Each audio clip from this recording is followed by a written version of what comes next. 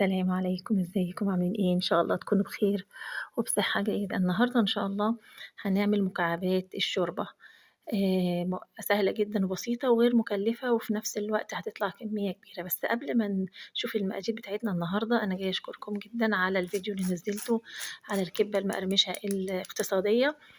جالي تعليقات كتير بيشكروا فيها وشكرًا ليكم، وإن شاء الله هانزّل لكم نوع تاني من أنواع الكبة اقتصادية جدًا وبمكون رخيص جدًا، جدًا غير البُرغل وغير السميد. يالّا بينا نشوف بقى مقاديرنا لشوربة الخضار. أول حاجة هنا عندي الخضار أقل من ربع كيلو من الكوسة، أقل برضه من ربع كيلو من الجزر، بصلتين، عندي ورق لورا 5 فصوص حبهان والثوم حسب الرغبة، وعندي حوالي فرعين من البقدونس وباقة حلوة كده أو حزمة من الكرفس، والكرفس هنا طبعًا أساسي جدًا علشان هو بيدّي طعم لشوربة الخضار حلو جدًا. هنبتدي بقى ننزّل الخضار في الحلة بالشكل ده.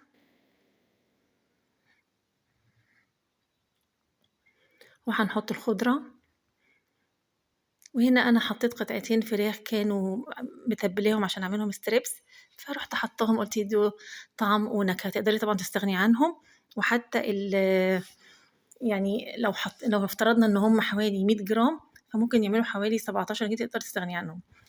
نبتدي بقى نحط هنا عليها المَيّة السخنة ونرفعهم على النار لغاية ما يستوي الخضار.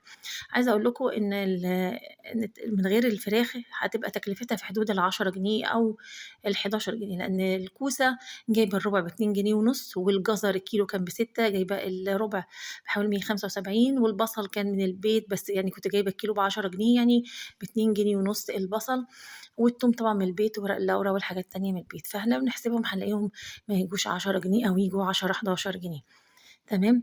هنا أنا خلاص الخضار استوى، وسِبتها لتاني يوم، لإن أنا كنت بالليل، فدلوقتي ده تاني يوم الصبح عشان كده لونها غمق شوية. أنا هنا باشيل ورق اللورا والحبّهان. بعد كده هاجيب المَج بتاع الخلاط وابتدي أنزّل فيه شوربة الخضار وأطحنها كويس. وإن شاء الله برضه هانزّل لكم نوع تاني من الشوربة بالخضار برضه بس بطريقة تانية مختلفة. آآ وهتدّي برضه طعم كويس. تمام. هنا خلاص أنا هاحط الخليط يتطحن الخضار، أدي هنا بعد ما الخضار حطيته اختصرت بصراحة الفيديو. آمم طحنت الخضار، هاجيب كده أي حاجة عندِك مثلًا حلة أو طاسة زي كده، تحطّي فيها معلقتين زيت أو سمنة وتنزّلي فيها الخليط بالشكل ده، وهنفضل نقلّبه على النار لغاية ما نلاقي السوايل اللي فيه تروح. هنحط إيه، هنحط ملح، فلفل أسود، بابريكا، كركم وزنجبيل.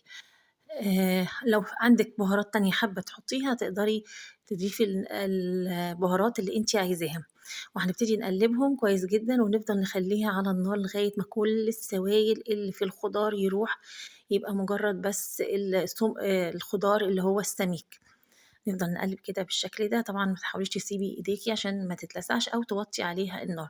شايفين هنا السوايل راحت شوية وخفِّت أهي بالشكل ده. أنا هنا جِبت معلقة من الكرفس المُجفّف، وحطيتها عليه. أنا الكرفس ده أنا مجفّفاه في البيت، باجفّف كل حاجة، باجفّف أي خضرة بدل ما تبوظ بابتدي أجفّفها، وتستفيدي بيها تحطّيها عندِك في المطبخ تستفيدي بيها في أي وقت، زي بالشكل ده.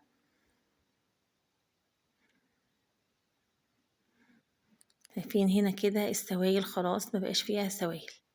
تمام. هاجيب بقى هنا حوالي تِلت كوب من المَيّة، وهاحط فيها معلقة من النشا، وبرضه الخطوة دي تقدري تستغني عنها، وهنبتدي ننزل فيها بالشكل ده ونقلبها كويس لغاية ما يختفي المَيّة بالنشا.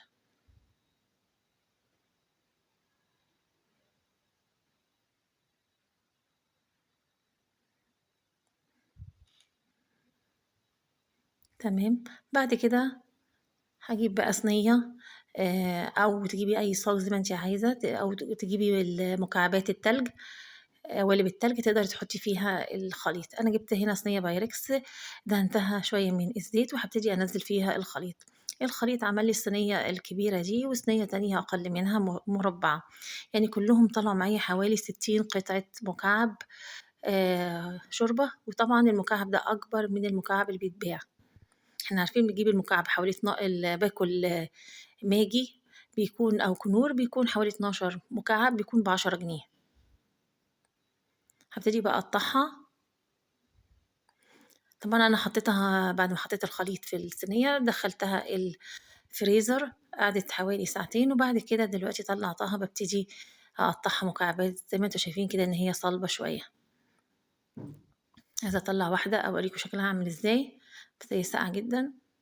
آدي ده شكل المكعب شايفينه سمكه عامل إزاي، آدي هنا أهو. هنا بعد ما طلّعتها زي ما شايفين المكعب حجمه كبير، يعني أكبر من اللي بيتباع. وزي ما قُلت لكم هنا طلّعوا لي حوالي 60 مكعب.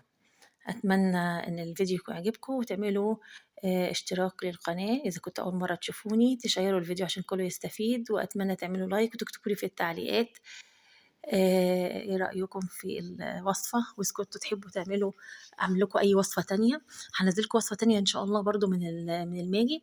هنا يالّا نجرّب شكلها عامل إزاي. هنا جِبت كوباية مَيّة سخنة وحطيت فيها قالب من المكعب بالشوربة، وابتدي نقلّبها كويس أوي ونشوفها هيبقى شكلها عامل إزاي. شايفين لونها حلو إزاي؟ وعايزة أوريكم إن هي تقيلة. شايفين الكرفس عايم إزاي فوق الوش. أدي ده سمكها حقيقي طعمها حلو جدًا، وريحتها كمان جميلة جدًا. مع السلامة في فيديو تاني إن شاء الله.